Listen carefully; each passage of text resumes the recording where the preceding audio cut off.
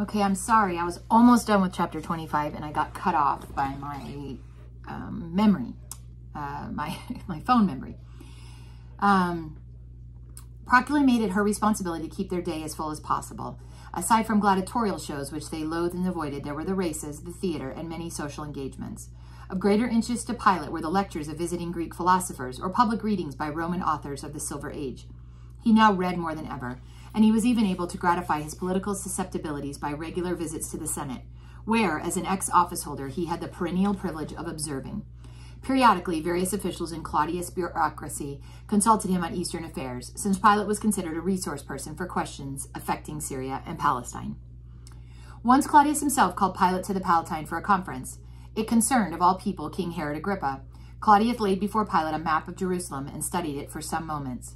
At close range, Pilate found the princeps quite dignified in appearance. He was tall, pleasant-featured, and crowned with a luxurious crop of white hair, which became him. He had a slight halt to his gait, that's like his steps, an occasional tick in his head, but he was hardly the physical and social cripple of popular repute. Rumor, apparently, had exaggerated Claudius's garden variety of handicaps. Now, Pilate, some disturbing information has reached us about Jerusalem, he said with only a soft slur in his elocution. Our friend Herod Agrippa is erecting fortifications along the northern boundary of the city. He traced his finger along the general path of the new construction, which he had marked in on the map lying before them.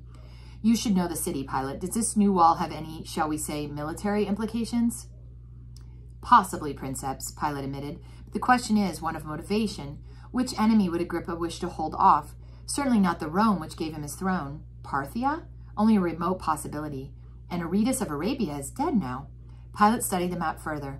So I'd gather that Agrippa is building this new wall merely to enclose the northern suburbs, an area running from the Execution Hill, Golgotha, here in the west, he pointed, to beyond the Tower Antonia in the east. Probably that's his motivation, Pilate continued, but from the dimensions of the wall which you cited, there's no question but that Jerusalem would be much stronger in the event of siege. Should it ever revolt, it will now be harder for Rome to retake the city. That seems a fair estimate of the situation, said Claudius, and it corresponds to my thinking. Do you have any recommendations?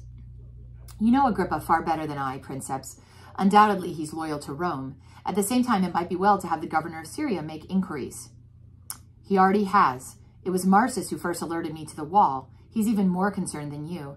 At any rate, I'm going to write Agrippa to proceed no further on the north wall. Its present height may stand, but not a foot higher. It was good of you to come, Pilate. We may well need your advice in the future. I'm always at your service, Princeps, Pilate said. With that, the audience ended, and Pilate left the palace. The news about Agrippa was rather interesting, he thought. Was militaristic ambition rearing its grisly head in Palestine? Or was the wall just an innocent example of normal Herodian construction mania? Was Claudius having second thoughts about abandoning Roman control of Judea? Or harboring qualms about his beloved Agrippa?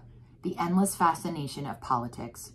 But even more striking was the realization that for the first time in years, it was possible for Pontius Pilate to leave the Palatine without extreme depression or gnawing uncertainty.